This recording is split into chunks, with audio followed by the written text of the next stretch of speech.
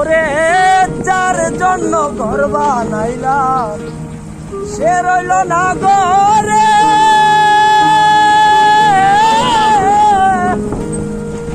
সেই গরু উড়াইয়া নিল কাল বৈশাখের ঝড়।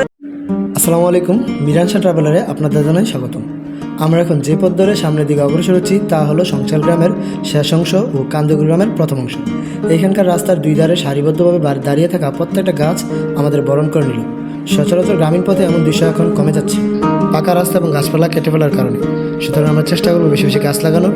বাংলাদেশের জাতীয় একটি বাক্য আছে, গাছ লাগান পরিবেশ বাঁচান। আপনারা যখন গাছ কাটেন, গাছেরও একটা কবিতা আছে, তোমরা গাছ কাটো তখন গাছের কত কষ্ট হয় বুঝতে পারো। ধরো যে কুড়ুল দিয়ে গাছ কাটা হচ্ছে, যদি সেই কুড়ুল দিয়ে তোমার মাথায় আঘাত করা হয়, তোমার কি লাগবে না? তোমার চোখ থেকে কি জল বেরোবে না?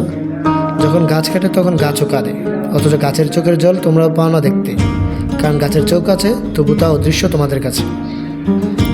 আমি প্রায়শই চেষ্টা করি গ্রামীণ পরিবেশের সাথে মিশে থাকতে, আর ভ্রমণ তো আমার নেশা। গ্রামের মাঠঘাট সোনার ফসল দেখলেই মনে পড়ে রবি ঠাকুরের একটি কবিতা। আমরা চাষ করি আনন্দে, মাঠে মাঠে বেলা কাটে সকাল হতে সন্ধে। রৌদ্র উঠে বৃষ্টি পড়ে বাঁশের বনে পাতা নড়ে, বাতাস উঠে ভরে ভরে চাষা মাটির গন্ধে। সবুজ প্রাণের গানের লেখা রেখায় রেখায় দেয়রে দেখা, মাতের কোন তরুণ কবি নিত্য দুদুল ছন্দে। ধানের শীষে পুলক ছোটে, সকল ধরা হেসে ওঠে, অগ্রাণের ওই সোনার রোদে পূর্ণিমার এই চন্দ্রে।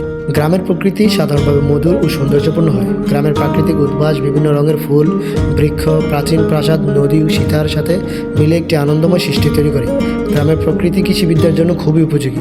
অধিকাংশ গ্রামের জনগণ কৃষি ও চাষাবাদ প্রক্রিয়া জীবনযাপন করে এবং এটি গ্রামের অর্থনীতি উন্নতির প্রধান উৎস। আর আমরা প্রায়শই এই রাস্তায় আসি, বসি এবং আড্ডা দিই। দিন শেষে পাখির মতো নিজের নীড়ে চলে আসি।